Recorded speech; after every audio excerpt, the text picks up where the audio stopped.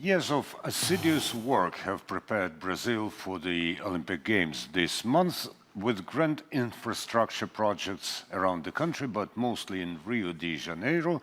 And Ukraine has quite an experience in infrastructural projects of large scale, which, however, have left more than questionable experience with most of the people. And tonight we have the Infrastructure Minister, Volodymyr Omelyan, with us, joining us for the discussion of actually what in Ukraine can be done about the infrastructural projects, and do we face the possibility of success anywhere near in the future? Good evening. I'm very glad to be with you, and it's a remarkable evening for us, and especially for Ministry of Infrastructure if we evaluate the year 2016. I may only recall that last year we dedicated our work to save the country. We were acting like a fireman just to stop all fires all over.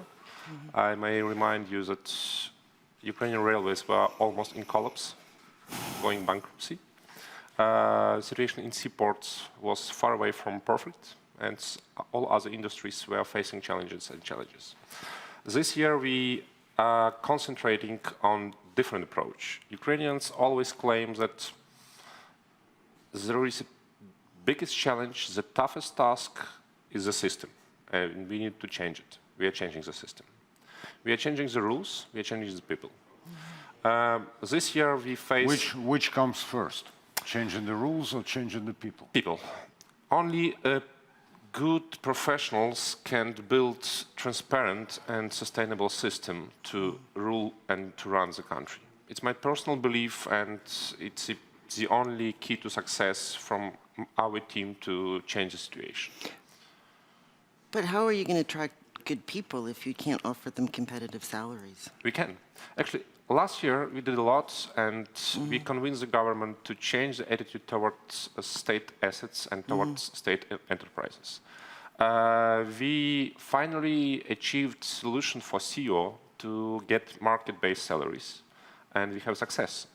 I'm very proud that the Ministry of Infrastructure is the only ministry which has two independently selected CEOs of Ukrainian railways and Ukrainian posts getting market-based salaries. It's a huge step forward for the country. It has never been done this way for 25 years. Secondly, we pay a lot of attention to the reform process and action plans of those new CEOs. We just need to know that those companies are managed in good way, and Ministry of Infrastructure is kind of shield for them to protect from all political and corruption enemies which they face. Who's the sword then? They are the sword. They are the ones to change the companies to get the best success and results for the state budget, for taxpayers, for the nation. But we should protect them. We should protect this sword to be sharp and efficient. Next year, Ukraine is facing the task of hosting Eurovision song contest. What is needed to be done by the Ministry of Infrastructure? But before, Minister, you answer that, I suggest that we sort of remember how the European Football Championship went on in Ukraine. As far as I seem to remember, you were a civil servant at that time as well. So Ukraine spent up to 40 million hryvnia on European Soccer Championship in 2012. And mind you, those were 40 million hryvnia, which cost much more than 40 million hryvnia.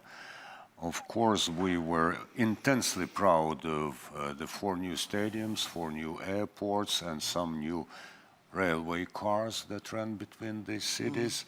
And it actually, the championship brought 31 billion to Ukraine. I think that it was about 40 billion hryvnia, not 40 million. So, Are we going to sustain losses with the Eurovision Song Contest as well? You know, when I'm talking to my Chinese, US, European Union colleagues and counterparts, I always envy them because they have available huge resources to construct new roads, to construct new highways, to modernize our railways and aviation. We are not in that position in Ukraine yet, but nevertheless, Ukraine's government allocated record sum for road reconstruction. We have a rapid increase in aviation passenger traffic this year. We hope to have success with other industries. I do believe that only mega infrastructure projects can move country forward, because the only concentration on infrastructure can attract long-term investments, can bring new corporate culture and new style of business. Unfortunately, we can only focus and rely on foreign investments. We can only focus on PPP and concession. PPP? It's public-private partnership.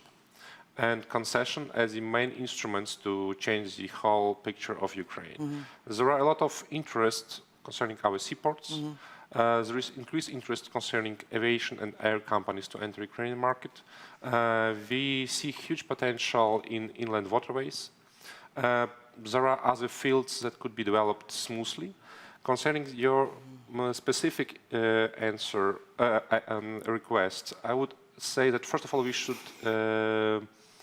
analyze and decide which city will host Eurovision contest.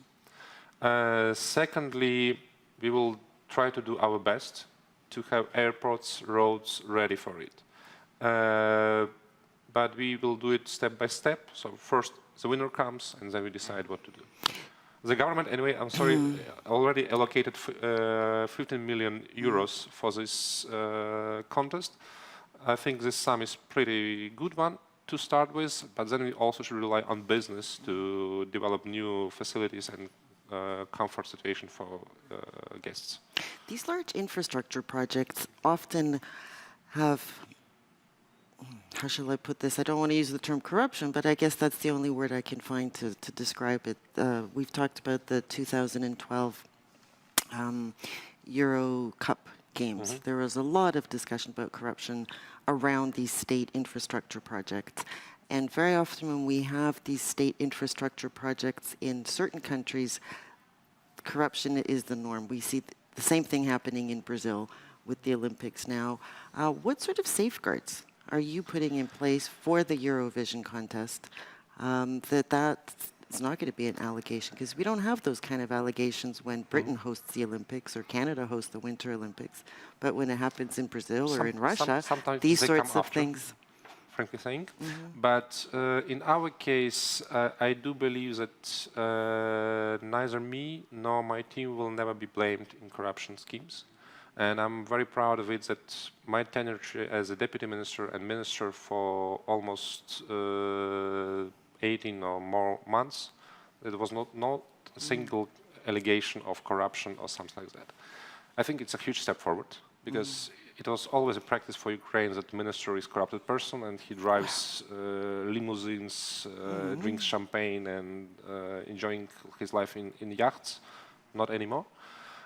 Secondly, we put and implement best anti-corruption practices in our ministry. You may know that...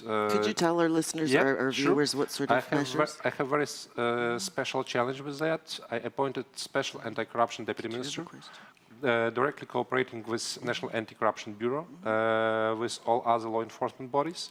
During last months, we convened, I would say, more than 10 arrests in our industries, in seaports, aviation, other dimensions. It's a very good approach because every next corruptioner will think twice whether to take a bribe or to act in normal way. Definitely we cannot eliminate corruption as a whole problem over one night. It's a systemic but problem. We send a very strong warning. If you commit crime, you will go to jail. But how can you count on people staying in your ministry for long if they receive such miserable salaries? I think that in some cases they barely reach $200 a month or even less. You know, when I was happily had my deputy ministers appointed, I collected them together and told them, look, if you ever think about corruption or some bribes, always think about people killed in Maidan or eastern Ukraine. If you want to make a change, you should do it by yourself. There is nobody else to expect to come and become your magician. Because if you are waiting for magician, you will get fairy tale.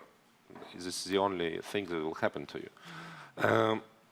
We are the first ministry to launch very tight cooperation with the European Commission, and we hope by the end of the year to have a multi-fund established to have state servants paid in normal way. It wouldn't be like a top salaries, but there should be at least mid-size salaries of the market. So a bit of patience, yes. So we should wait another couple of months. The last question, Minister. You compared your actions and the actions of your team with a fireman squad who put down the fire. I remember the episode from the gangs of New York when two competing teams came to squash the fire. So who are your competitors in this? Unfortunately, there are no competitors. There is only audience which is looking after us and are ready for our mistakes and to say that they did it wrong. But I do believe that we will change the system. I do believe that we will turn, let's say, transform this funeral service bureau into a real wedding one bureau. And we should make the state system working for people, for taxpayers. Otherwise, there is no chance, not only for me, not only for my team, but for the country as it is. Not a simple task sets for himself and his workers. Volodymyr Omelyan, who is the Minister of Infrastructure, and at least in his words, he's ready to fight corruption, which is a very, very, very serious problem in Ukraine, as Marta Dechok has reminded us.